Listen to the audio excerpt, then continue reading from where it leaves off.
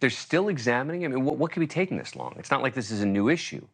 Now, obviously treading carefully for fear of upsetting the far left. But the good news is that he appears to be using that bipartisan border bill as guidance. Remember the one shot down in February, mostly in that case by the far right. It wasn't even given an up or down vote, despite months of bipartisan negotiations, endorsed by the National Border Patrol Council. But the status, after former President Trump made it clear he didn't want any bill passed before the election, Speaker Mike Johnson led the GOP opposition in saying the president already had the authority to shut down the border without needing a new law passed, which is not necessarily true, because Biden borrowed some from that bill, and yes, some from Donald Trump. And when Trump tried an executive order to cut down on asylum claims in 2018, didn't hold up in court. Federal judge blocked it, saying it conflicted with immigration law. An appeals court sided with the lower court. Supreme Court denied the Trump administration's request to block it. And now the GOP has blocked a bill that would have given the president those powers through legislation. But look, I don't care almost about that, right? What I call the marginalized moderate majority is tired of the punting. We don't care which party gets the credit. Just need some solutions, even if they end up being temporary. Yes, they're going to be speed bumps, logistical, political, legal, but how big? What can Biden do or not do if Congress won't act? Joining me now is John Sandweg, former acting ICE Director under President Obama and an attorney who specializes in all of this. John, thanks for coming back on the program. Appreciate it. All right, so two questions for you. Number one, do you think Biden's going to do it? And number two, if he does, do you think the courts are going to shut him down?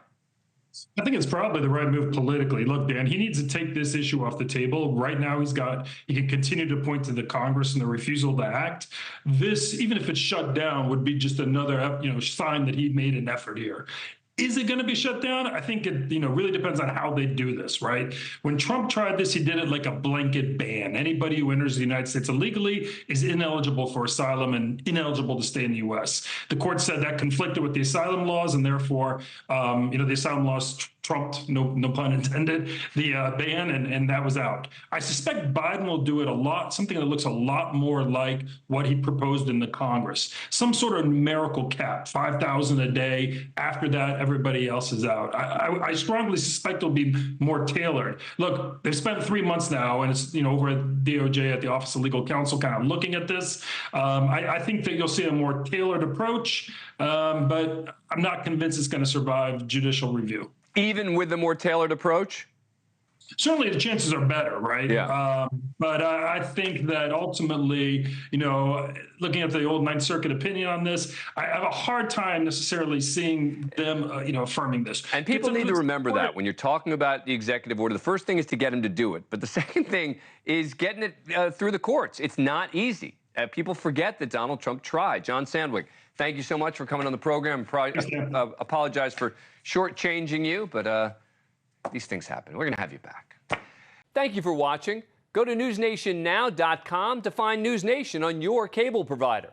And don't forget to click the red subscribe button below to get more of NewsNation's fact-driven, unbiased coverage.